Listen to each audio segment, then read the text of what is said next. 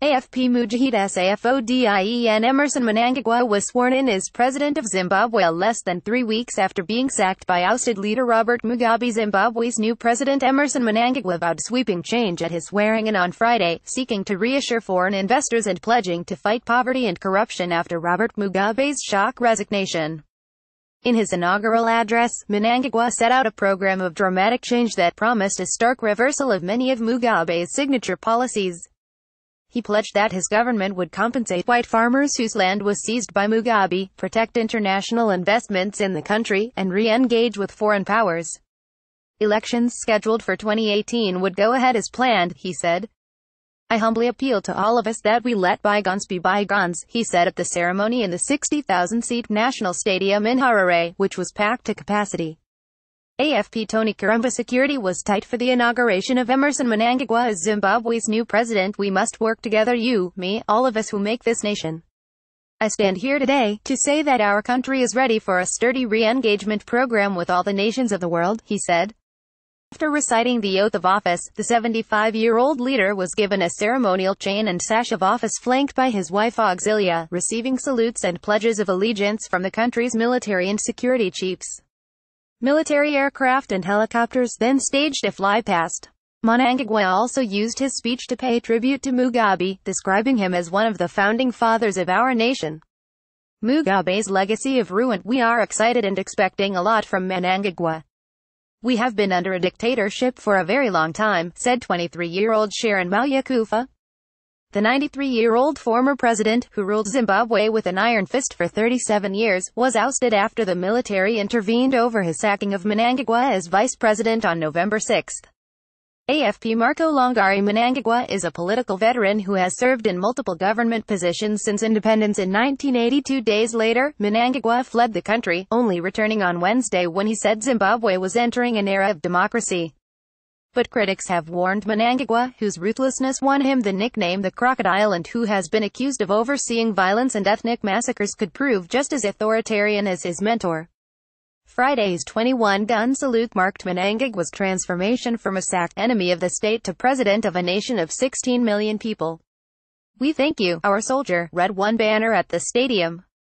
The people have spoken, said another. Mnangagwa came at the right time when the economy was showing signs of going back to 2008 when people were starving, said Nozabelo MH Langa, a 27-year-old accountant. Mugabe has left no legacy at all except that of ruin, poverty and corruption. Mugabe in frail health. AFP Vincent Lefai Mnangagwa was until recently one of Mugabe's closest allies. Mugabe, who is in increasingly frail health, had been positioning his wife Grace as his successor, but the army chiefs stepped in to halt the plan.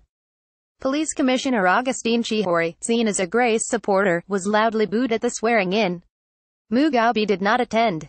Opposition leader Morgan Tsvangirai, who heads the Movement for Democratic Change, received rapturous applause as he arrived at the packed stadium. In Mugabe's native home of Kudama, about 55 miles 90 kilometers west of Harare, reaction to Mnangagwa's inauguration was subdued as residents expressed sorrow over Mugabe's ouster. We are so grateful for what he has done, the way he has looked after us until today. We hope things will continue just as good, said Tobias Soro, 40, sitting in front of a shop. Marjorie Masua, a 54-year-old shopkeeper, told AFP she feared for the future under Mnangagwa.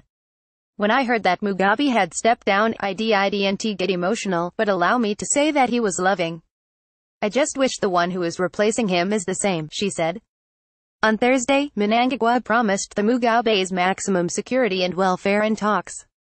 Africa's Gandhi also at the ceremony were Zambian President Edgar Lungu, Botswana's President Ian Khama and Zambian independence leader Kenneth Kaunda, known as Africa's Gandhi, all of whom were cheered. AFP Marco Longari. Many in Zimbabwe hope Mnangagwa will push through reforms to bring in investment. Jacob Zuma, president of regional heavyweight South Africa, did not attend as he was hosting a visit by Angola's new head of state. We wish to emphasize the need for the maintenance of peace and stability, Zuma said in a statement. Robert Besseling, of the London-based EXX Africa Risk Consultancy, wrote in a research note that ensuring economic stability would be paramount. Mnangagwa's administration will also reach out to foreign banks to obtain fresh financial support facilities, he wrote. Many hope Mnangagwa will push through investor-friendly reforms to revive Zimbabwe's uncompromising economy.